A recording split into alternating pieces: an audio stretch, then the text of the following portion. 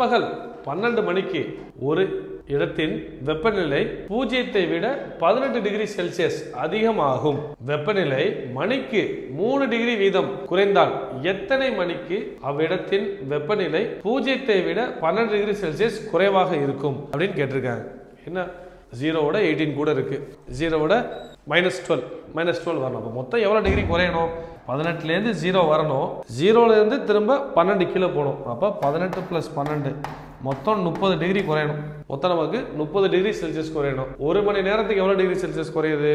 3 degree Celsius குறையுது. நம்ம பாருங்க, ஏன் நம்ம ரெண்டே ஆட் பண்றோம்னா 18ல இருக்கு, 18லேருந்து ஒரு மணி நேரத்துக்கு இருக்கா 15. இது மாதிரி ஒரு கட்டத்தில் 0 வந்துருது. 0 வந்ததுக்கப்புறம் -3 -6 இப்படி குறைஞ்சிட்டு போய் -12 வரை போகுது. ஏன்னா அதான் சொல்றாங்க, ஒரு மணி நேரத்துக்கு 3 டிகிரி செல்சியஸ் குறையுதுங்கிறாங்க. மொத்தம் 30 டிகிரி செல்சியஸ் குறையணும். ஸோ 30 ஒரு மணி நேரத்துக்கு 3 டிகிரி குறையுது.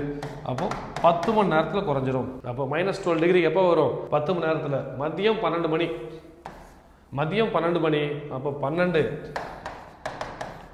+ 10 ஆட் பண்ணோம்னா எத்தனை மணி வரும்? 22.